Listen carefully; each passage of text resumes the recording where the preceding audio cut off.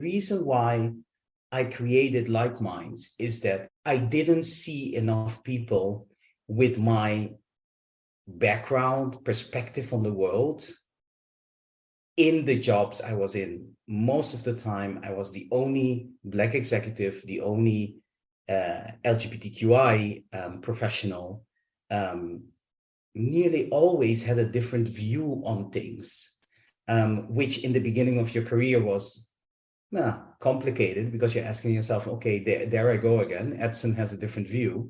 But I started realizing more in the mid and the end of my career that that was my strength, that was my superpower. Hi, I'm Naomi Murphy, and this is the Locked Up Living podcast, where we talk with a wide range of people about harsh aspects of institutional life. We also explore some of the ways to overcome them and to grow and develop. I'm David Jones. So join us every Wednesday morning, 6 o'clock UK time, for a fresh podcast. Today's guest is Edson Hato. Edson is an award-winning executive who transforms multi-billion global companies, startups and scale-ups through a process called rehumanisation. He has 20 years' experience of helping businesses transform their culture to promote talent, leadership and organisational development, performance, diversity and inclusion. And he started his career at Price Waterhouse Cooper, but has since worked as Senior Vice President of Human Resources at Astra Zeneca, UBS, Philip Morris and In Group. He founded LikeMinds, a board and people advisory company, to share his vision and help companies implement change. Among his many achievements, which you can see in the show notes, Edson is chairman of the advisory board for Corporate Queer, a network organisation for LGBT plus professionals to challenge the hetero-normative culture of the corporate world. An advocate of lifelong learning, Edson is currently studying for a PhD focused on the subject of critical leader behaviours that are necessary for transformation. Really delighted to have you on today, Edson. Welcome. Thank you, Naomi. Hi, Edson. Very pleased to meet you, and thanks a lot for coming along today. So can you begin by telling us something about your career pathway, how that led to you starting LikeMinds? Yeah, David, that's a really good question. I come from a family where my parents have always ingrained this thing in our heads that you need to take care of yourself, right? And coming from a small community in the Caribbean, the only way that I would call it a poor to middle class family can progress is through education, and thank God we had that. So I worked hard at getting my degrees in marketing, economics, an MBA in international business in New York, got several grants and scholarships, and started working at as a temp at a temp agency doing administrative work because I couldn't find a job. It took me a year to find a job after doing several applications, and one way or the other, I was not being asked for the interview process. So I started working as a temp agent.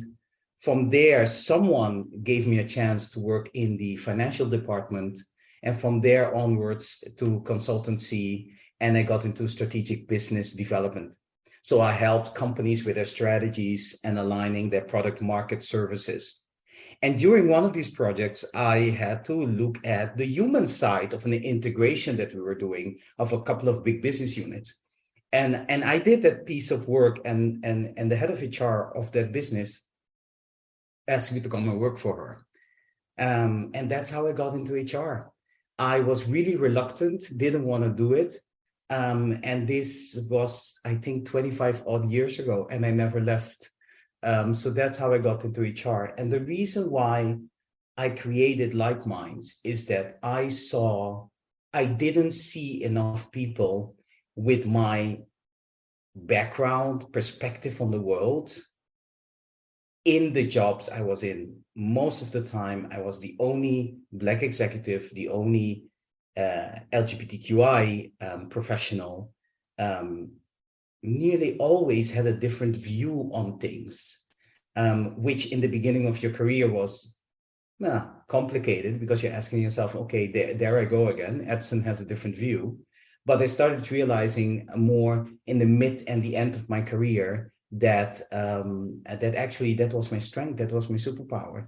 So why I created LikeMinds is to bring in a different perspective of doing business, into our organization, a different perspective of leadership into our organizations. That's the reason why I set it up.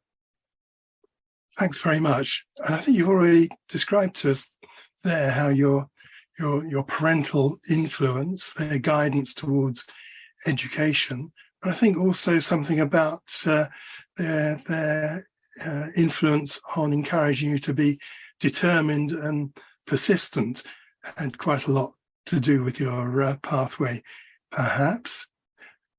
How's your own? So, who uses your service, and what are the circumstances in which you'll be approached? So that's also a very good question, David.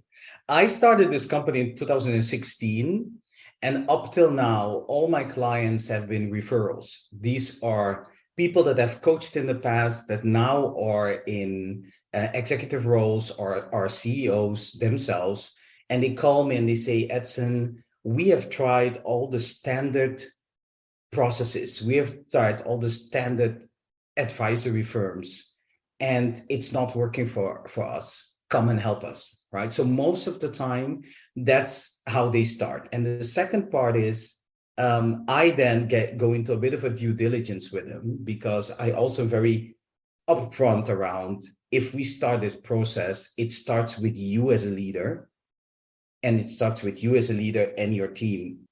It doesn't start with the rest of the organization, because the power resides with you. And if you don't behave differently, nothing is going to change. So do you really want this? Because it's going to be a deep dive into your personality and what you stand for. So most of the times, these companies are companies that have said, hey, we have tried everything, it's not working, and they're ready to do something different. And mostly out of my network, being approached by clients. Yeah.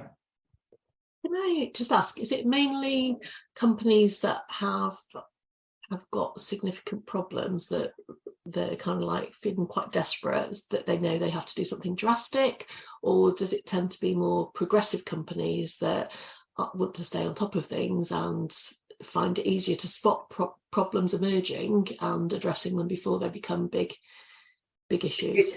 It's a little bit of both, Naomi. It's most of the time it is. I see the following happening. I'm seeing executives that are from a different generation getting into the boardroom and saying, but I don't want this way. So I see that happening. However, they are managing multi-million pounds and euros companies that are very set in the ways of how things were being done. I also see companies that are very progressive and are saying, hey, we want to stay ahead of the curve. We want to be able to have elasticity in order to deal with the trends that are happening in the workplace and to continue to be attractive for our people. And how can we do that? So I see both of these happening. In a way, the challenging, both of them are challenging, by the way, in a sense that when you're seeing a new group of executives walking in and they want to really change how things are done in the business, the challenge about who they are and how they're going to extrapolate exponentially that personality to achieve that change is really big.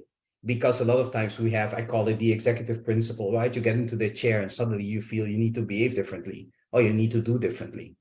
And that discussion is a discussion we really need to have before we can start working on anything else. Who are you? What do you stand for? What is the value that you believe that you can bring to the people that you work with? And what's the price you're willing to pay for that authenticity and that courage? If you're not willing to address these 4 questions individually, but also as a collective group together, authentically, then starting this change probably will not work. It's quite uplifting and hopeful to hear that, because I think a lot of what we see in the media is generally about corporate culture, which seems to be quite exploitative. The impression of quite, in inverted commas, psychopathic leaders, and with, just out for themselves and a selfishness. And I wonder, to what role do you think the media plays in creating this idea that this is how you have to be the boss in the CEO in a company like this? Yeah, and Naomi, it's a challenging question. I have to be honest, it's a challenging question because we have all been brought up into a system that has told us that that scarcity is what drives value, that scarcity is what drives pricing, and that in order for you to win, you need to be able to get a bigger piece of that what is scarce, right? So it's a win-lose situation. All of us have been taught this paradigm in our head, Milton Friedman's paradigm around, you're only here as a principal to make sure that the shareholder gets maximum value out of the company. You're only here as an agent for that shareholder, and we only look at the financial numbers. And in order for you to achieve that, you need to compartmentalize, make the business efficient, drive it in a certain way. And as you can sense from my wording, it's a lot of push. I determine, I tell you what to do, I know best. And which was great when Ford was setting up his automobile company, and it was great. But nowadays, you see that the level of information that people have access to is much more wider than in the past. We have a much higher educated workforce. We have a workforce that has options. And we also know that the old system doesn't totally work for us anymore. I mean, the world is broken because we are broken, right? That scarcity mentality and driving for the winner takes it all, and we only look at the financials, is destroying the planet, and it is destroying, eventually it's going to destroy us. So what you're seeing is now the other side emerging, that we are all part of a value chain. That value chain needs to be healthy. And health doesn't only come through financials. It comes through other items. And the question is for your business, what are these other items? And a lot of times I get a question, yeah, but Edson, we need to make money. And I'm saying, well, I'm a strong believer that you can have a healthy value chain, a healthy planet, healthy leadership, and still make money. That can all happen.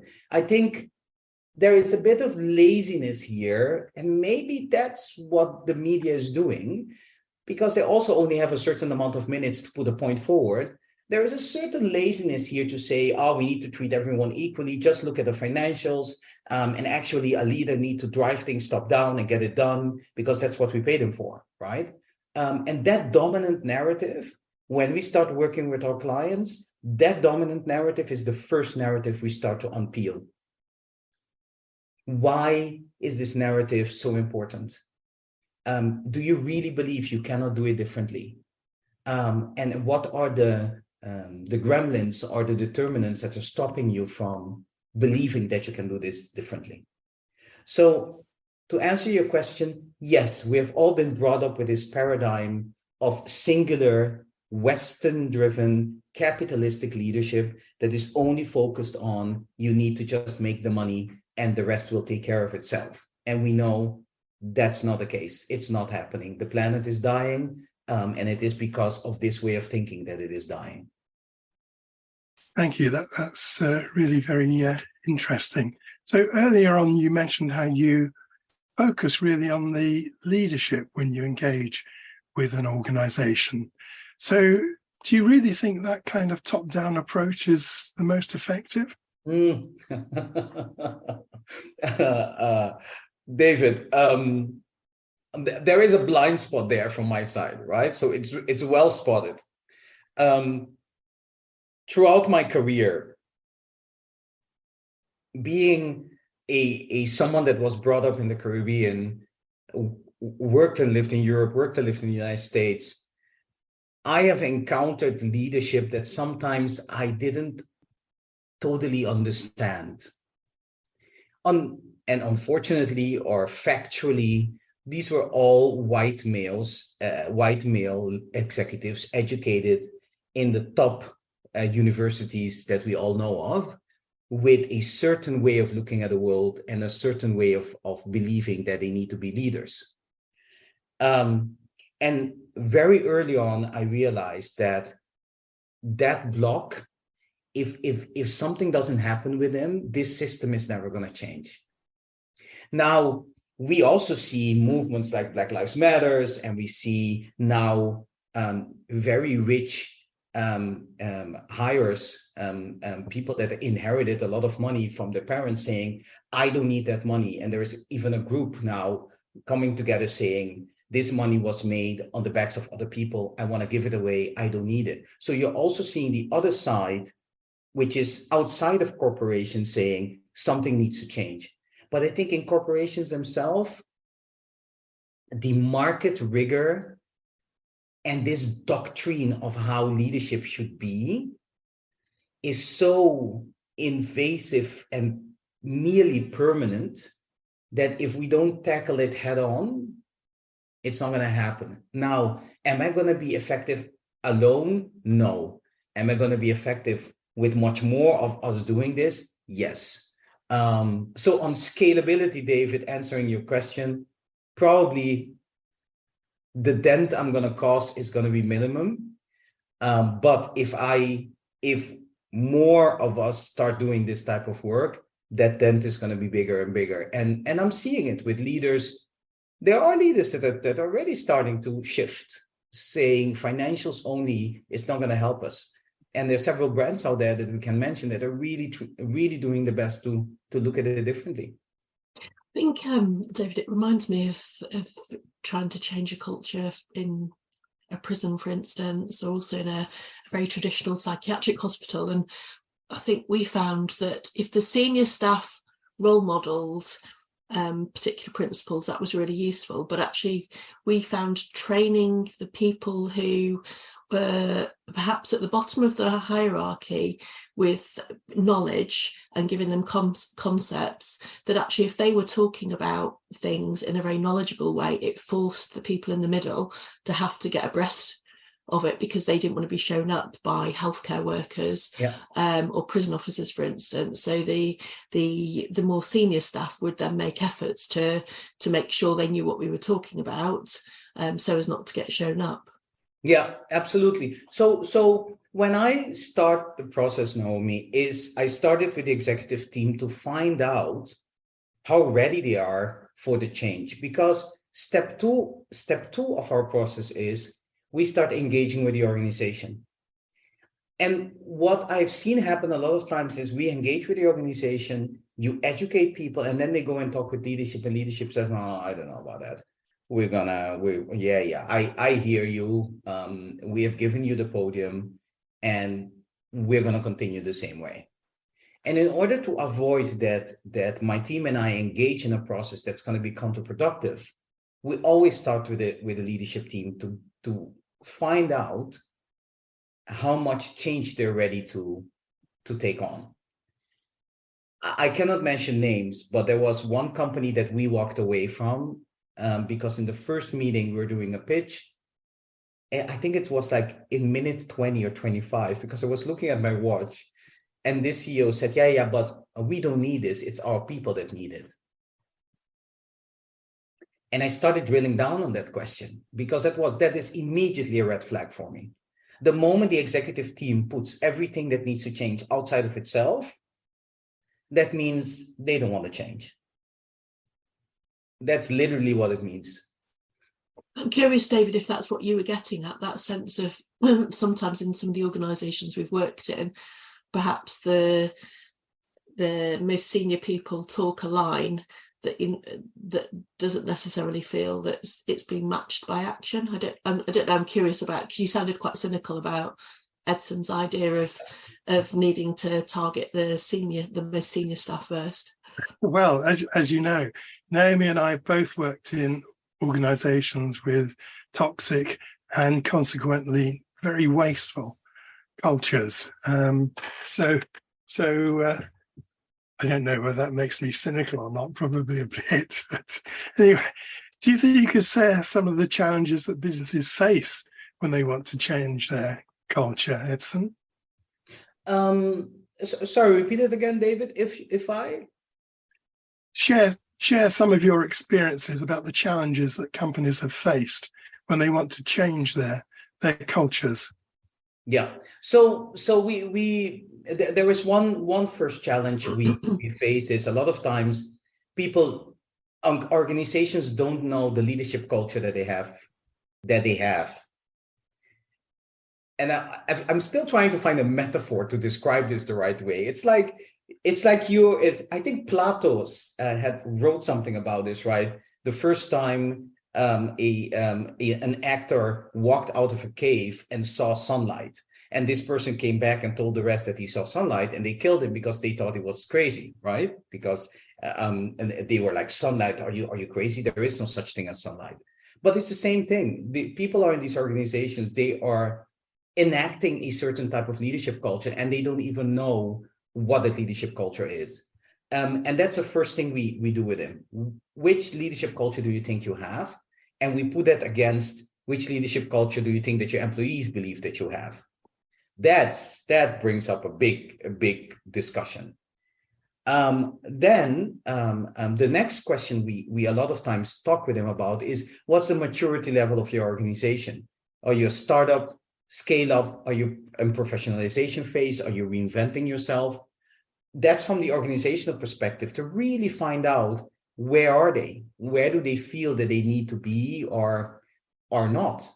And based on these two parameters, we then start defining, okay, as a leadership team, how do you need to behave together? Now, that behavioral element is challenging because of what I just mentioned about Milton Friedman and the new way of looking at business, right? If you have always been taught that leadership is about controlling, it's about conservatism, it's about analytical skills, and it's not about being authentic, having courage and purpose, then behaving differently is really hard. So we call it the N-bar loop, the narrative, behavior, action, results loop. That loop needs to be tackled. And that's the most challenging part of the process, because once we have challenged that loop, then you can start conversations with the employees. And we call these conversations courageous conversations, right? So what we say to the leaders is, first of all, we want you to go out there and be vulnerable, right? Tell people what process you have gone through, how your narrative has been influenced, and how insecure you feel with this new way of looking at a business. And based on that departing point, start an open plan conversation with employees that we record, that we do some neurolingual processing on, and we pick up some of the ideas and narratives that come out, also to help the business start redefining what are the 3-4 criteria we need to use when taking decisions, when putting policies in place, when talking to our employees, because there is where the rubber hits the ground. The moment decisions need to be made, processes are put in place, policies are designed, we need to have these 4 or 5 variables that the senior leadership is continuously asking themselves, hey, are we truly being authentic here? Are we truly being fair here? Are we truly being inclusive here? And they need to ask themselves at every decision point and at every meeting. That this is the most difficult part of the process, because there is where some teams pick it up, run with it, and some teams, when it gets really hard, fall back into old behaviors and patterns. Yeah. Did I answer your question, David? I hope I did. Yeah, well, partly. I mean, I think you raise a lot of questions as well. I do really like that phrase that you used at the beginning there, that often leaders don't know the culture that they have. And it sounds as if what you're saying is if you can get a leader or a group of leaders to understand that, then you're already at kind of second base. Yeah. And a lot of times it's not one, right? It's not one culture. I mean, we have 7 of them defined. And sometimes they choose 3 of them, and then you get a discussion. Why do you think we have that culture versus that culture, right? And it has to do with market maturity, which type of business you're in, which geography you're in. But it does bring up the discussion around, okay, if I believe that this is the leadership culture I have, and you believe we have a different one, that's the reason why you and me continuously don't really see eye to eye or don't really understand each other. And let's have a deeper discussion around that. Where does it come from? So yeah, it's an eye opener. Also challenging sessions to moderate. It's interesting to hear you talking, Edson. For listeners, Edson's based in Amsterdam, but I don't know, Edson, if you're aware of how frequently the Metropolitan Police have been in the news within Britain over the last sort of 12 to 24 months. And I think it was, quite interesting to hear when Cressida Dick was there, to hear her talk about rooting out the bad pennies, but the bad apples, which makes it sound like a handful of people and very much not something that's happening at the top. And then there was very recently somebody else who's very senior in the police talking about the number of officers that have been charged with, that have been investigated for serious misconduct, and saying you'd like to get rid of a lot of these people. But there's a lot of externalization of the problem rather than recognizing that the culture is probably contributing. And you also see this in the prison service, where an officer might get involved in labelling corruption, and the officer getting too involved with prisoners without thinking about, well, what is the role that the culture plays in all of this. So it's interesting to hear about you talk about these challenges from a different perspective. Yeah, and I know, there is always this thing I call benevolent hierarchy. Benevolent hierarchy is, for me, really, it's not healthy. What benevolent hierarchy does is, I'm your leader. If you're loyal to me, I'll be good to you. And if you stack that up all the way to the top, you get cultures in which I will never challenge you if you're my leader, Naomi, because I need to be loyal to you, right? So whatever happens, I will not challenge you. And that not challenging leads to me not being authentic with you all the time. Therefore, I will not tell you everything all the time, because I need to keep you in my good books. Now, we multiply that by 100 or 100,000 in the prison system in the UK, prison system in the Netherlands, police department in the Netherlands, by the way, also in the news for the past 12 months, lots of racial issues, lots of leadership issues. And I think it's endemic to these type of organizations, where we have said that top-down approaches, hierarchical dominance, is much more important than really unleashing what makes people that work in this organization tick, and how can we use that knowledge to better select our leaders, better put processes in place, and create better institutions for the services that we're delivering. And leaders that are able to have that discussion courageously are the ones that are going to win. And I, even in the prison system, even in the military, even in the police system, I believe we can do this. And it's a sad thing to say, and I'm not very militaristic, but I do read a lot about what's happening in the Ukraine. I believe one of the reasons the Ukrainian military is being so successful is because the narrative and the belief they have is what's driving them. And also, I think the central guidance is minimum, because when they are in the field, they need to know what they're doing and why they're doing it. Whilst you're seeing the Russian military top-down management, and I guess they're failing miserably. So what does that say, right? Talk with your people, empower them, courageously, authentically unleash what it is that they have to say, and make that work. Make it work. That's your role as a leader. Make it work. It always shocked me within the prison service, actually, to see how often people glossed over things and just did things because that's what they'd been told to do, rather than there being any sense of healthy debate about what was the right thing, and people saying, well, I can't do this because this is what my boss has said, which doesn't inspire confidence in an organisation. And I think when you look at places like the police and the prison service, it seems like everybody else can see that the cultures are toxic without the people at the top owning that and being able to, people are fearful, aren't they, of, like you say, exposing their vulnerability. Yeah. And the top is there is a prize the top is winning by keeping it this way, right? I mean, they're not keeping it this way because they are ignorant. They're keeping it this way because consciously or subconsciously, there is something they're winning by keeping it this way. And the question is, what is that? Sorry, David. Sometimes they may be wrong, of course. I was reading recently about the truss aberration that we had over here. And this insider was saying anyone who disagreed was executed on the spot. I thought, wow, that's pretty strong. There you Sounds go. quite an apt turn of phrase, though, doesn't it? I think we've seen that brutality in organisations. There we go.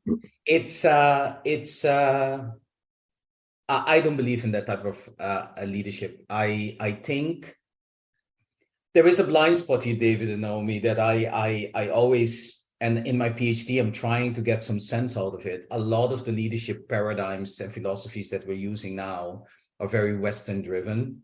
Unfortunately, any written documentation we have of leadership in Asia, Latin America, or Africa it's not enough. And I think these ancient cultures had a lot to tell us about leadership. But unfortunately, a lot of it has been destroyed or is not there that we can learn from. There are narratives, there are stories we can listen to, but unfortunately, there isn't one documented. So that's an area where I'm increasingly interested in uncovering more knowledge and reading about to see if we can put a different proposition on the table. Can you tell us about some of these alternative economic models that don't rely on a small number of people being wealthy at the expense of the masses? Yeah, so there is. So one of the models is the broader stakeholder model, which says that when you are the dominant actor in a value chain, you need to be aware of your power in that value chain. With that power doesn't only come the responsibility to make money, but also comes the responsibility to make the value chain viable for the future and make everyone that is operating in that value chain have a good life because they're operating in that value chain. So they're not only looking at financials, but they're looking at environmental impact. They're looking at impact towards the rest of the actors in the value chain, and they're looking at the impact of their products and services on society. So these are 4 pillars. And these 4 pillars, they are trying as much as they can to quantify them and put it also in their annual reports. And there is a 5th one. The 5th one is around their employees' health, both mentally as well as physically. And this is one of the alternative models. There is another model that says we do not need to work in these hierarchical organizations. We can build network organizations. So I pull you in when I need you. We do this thing together. We make it work, and then we all go our own way. They call it kaleidoscope career, the network society. So the determinant here is not I need to put you in an organization for you to work for me. The determinant is here we have a team, a subject that we need to deal with, bring the right people together, deal with it for 2 years, 3 years, 4 years, 5 years. When it's done, we all move on. And therefore we all get, and you let people decide for themselves which domain I'm going to step into and what is the financial trade-off I want to engage in when doing that. And therefore my wealth is not determined by access, it's not determined by am I totally loyal to the person on top of me to progress. No, it's determined by my own conscious choice around what do I want to do with my life, where do I want to spend my energy, and what's the price trade-off I want to engage in for that.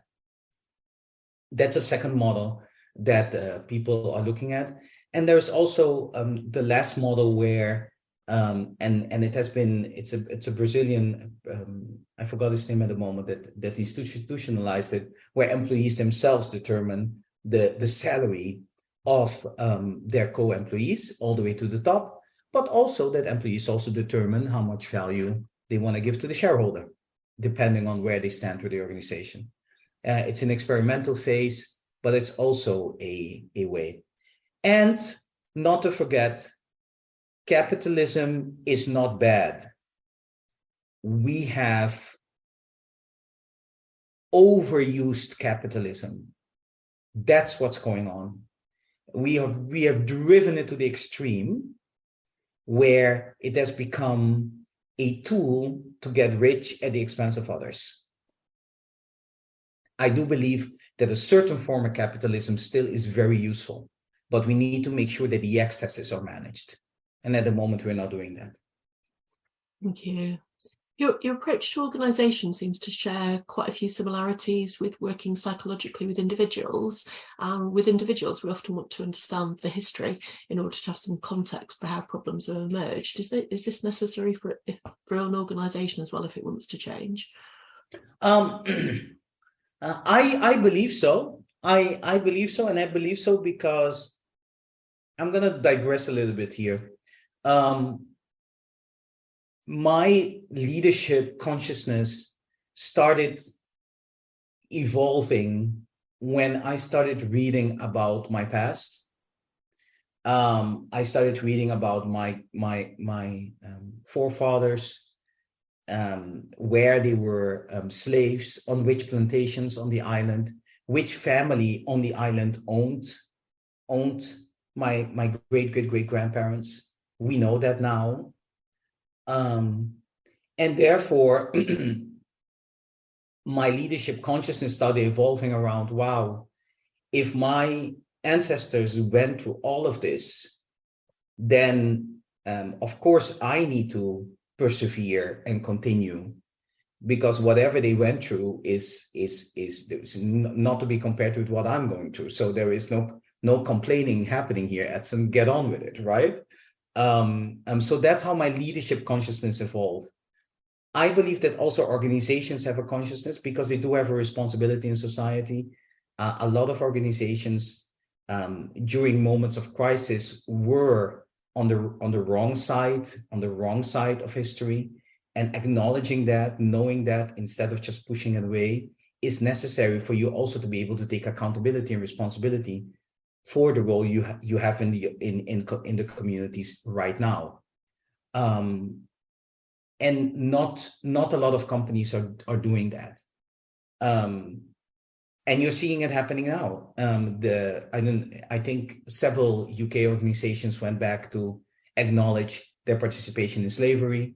It's also happening in the Netherlands. And you're suddenly starting leaders are starting to think, what are the blind spots that we have now that in 100 years, people are also going to look at us and say, what were they doing in 2021?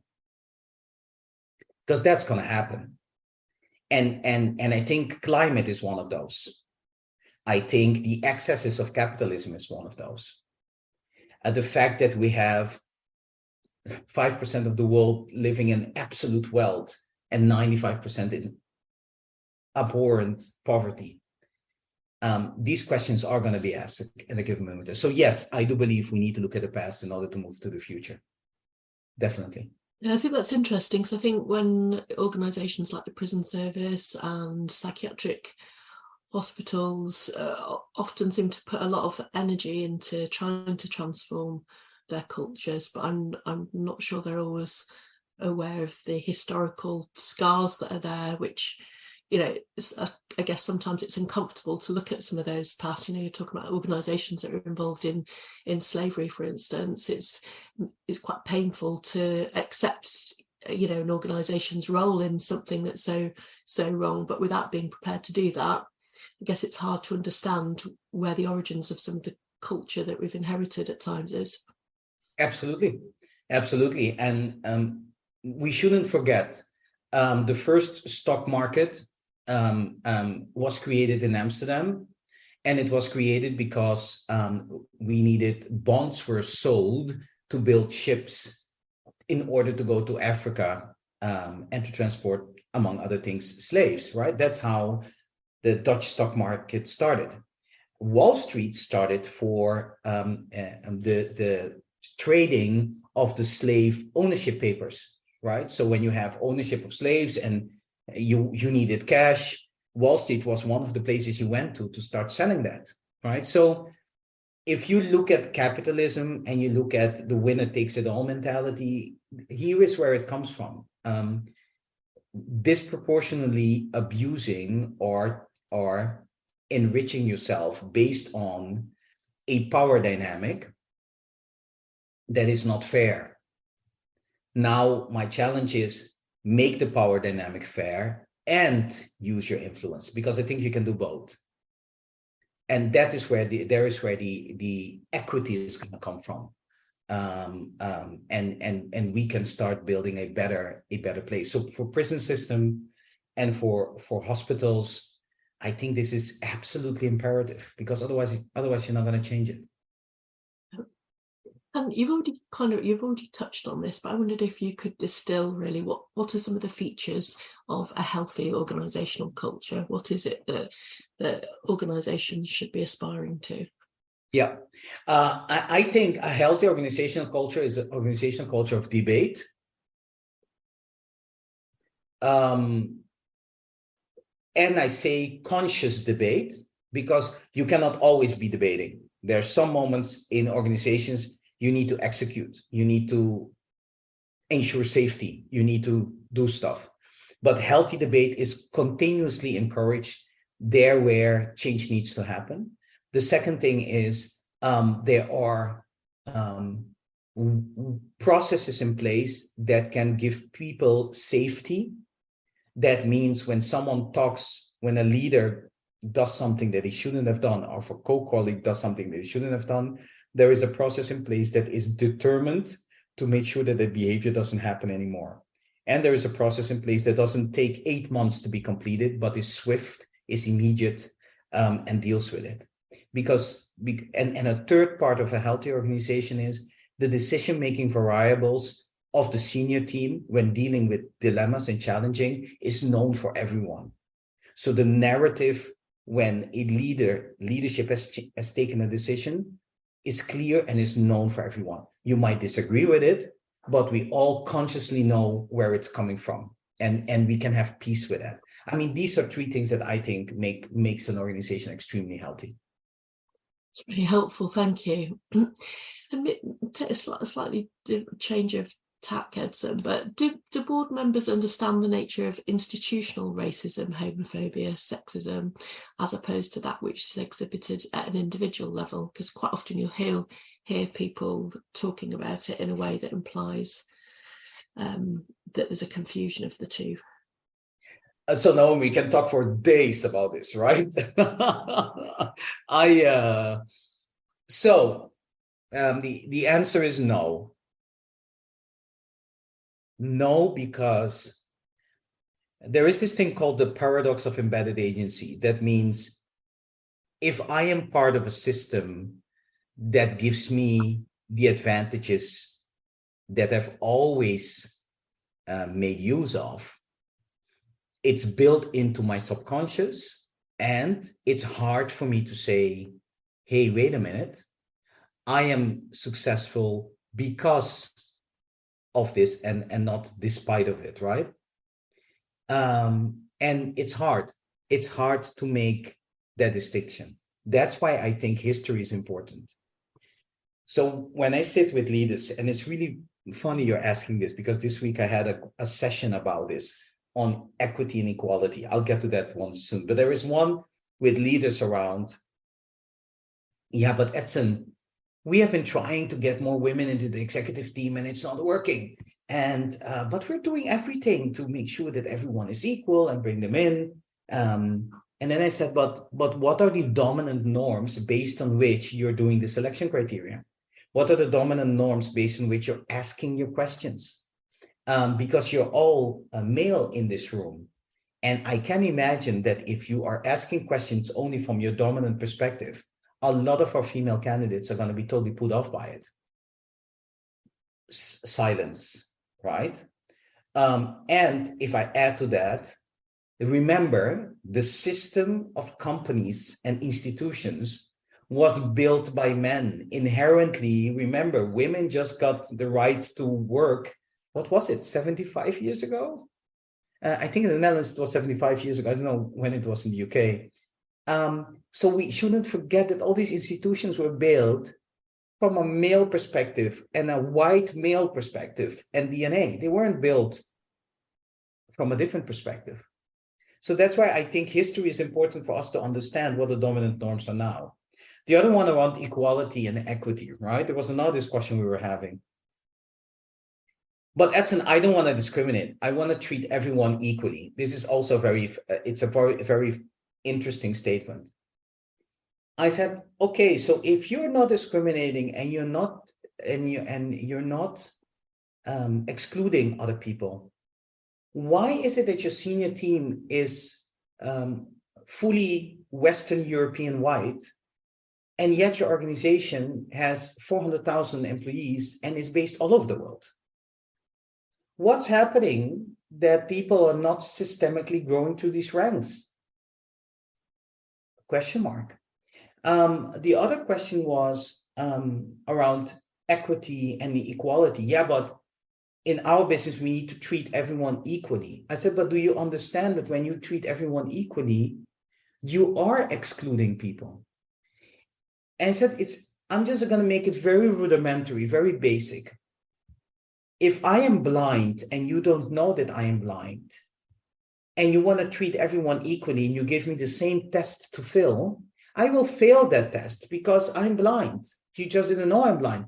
So from an equity perspective, you need to give me different tools to get me to the same level to be able to finish that exam.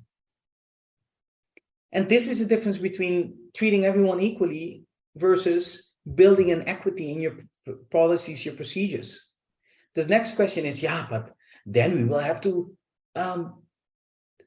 do this for all our 300,000 employees. I said, well, actually, no.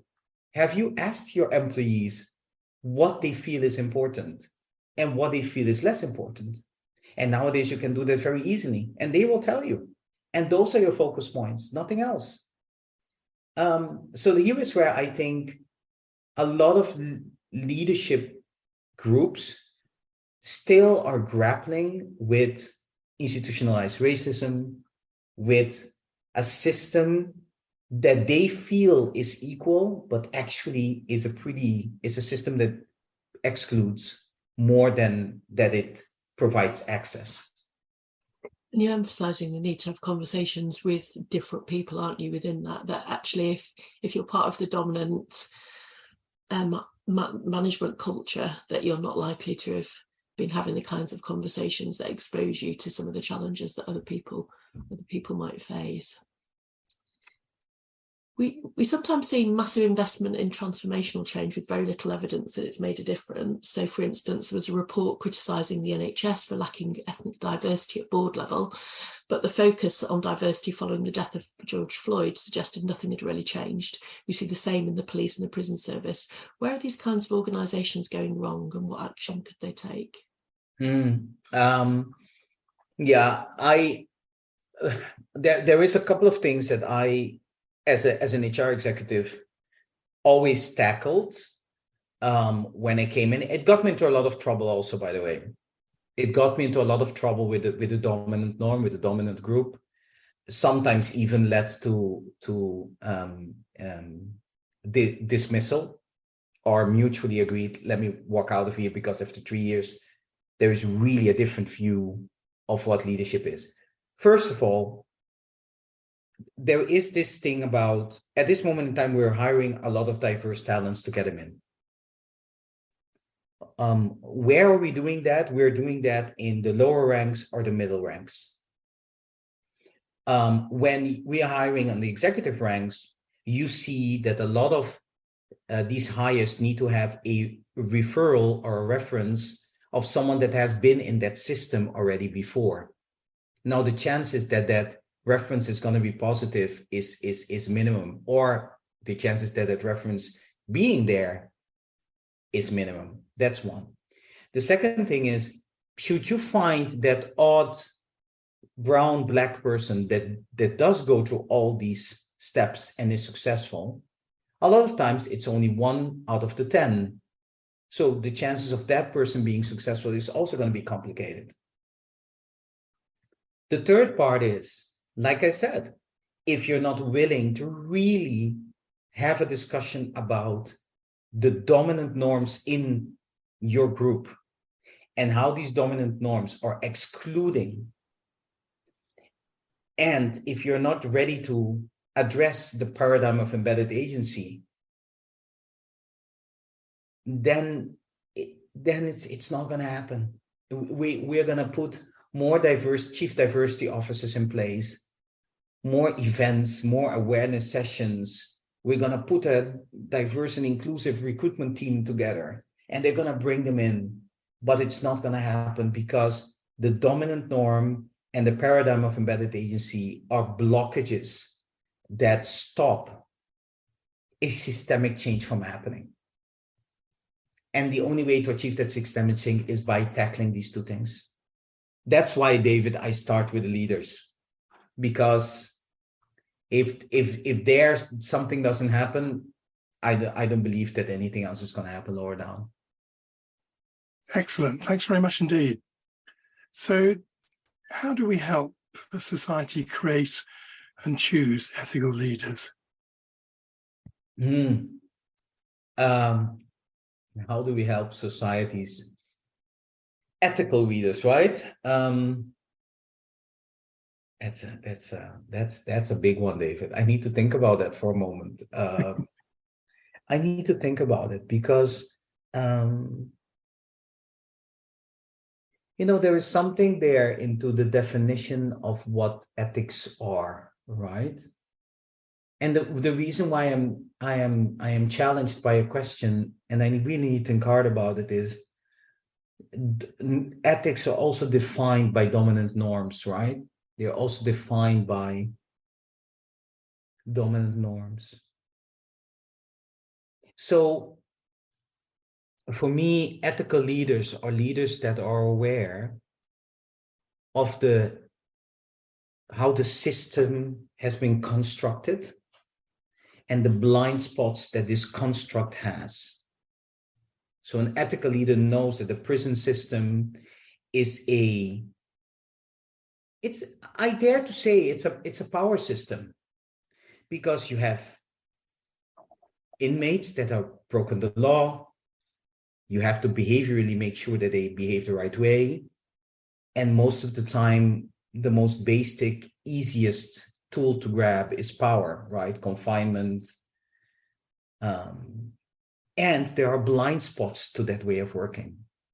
And that blind spot is, if we only show dominance, I'm going to take away your basic rights. You will have nothing to say about that. You are supporting a narrative behavior, actions, and results loop that will entice more criminal behavior when this person leaves the prison. Because the only thing they have learned is, just like they took away my freedom, I can take away yours. I can take away your life. Because they did it with me too. So an ethical leader knows the blind spots of the systems that they work in. And an ethical leader also tries to find the right balance between what is the correct thing to do and also how do we instigate change that is positive.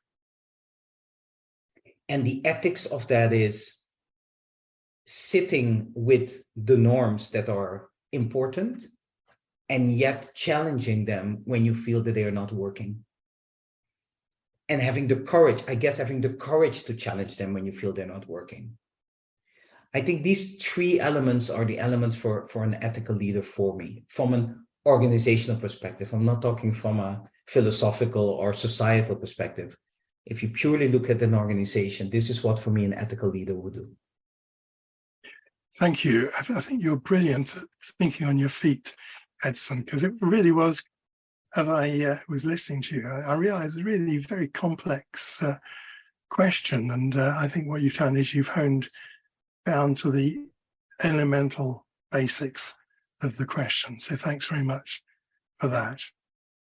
So I mean, thinking about you and your position, which must have been very challenging at times. I mean, the kind of personal journey you've described, and it must have been very personally challenging. How do you ensure that you stay emotionally healthy and happy? And what advice would you give to the rest of us? Yeah, it's and you're asking me this question in a moment of the year that I am not being very healthy to myself. I am too busy, and I feel that in my head there is so much going on. The first thing I would say, find like-minded people that are not gonna just say what you want to hear, but that you can have debates about the challenging that you're facing in a way that is respectful to you, right? And these are difficult to find.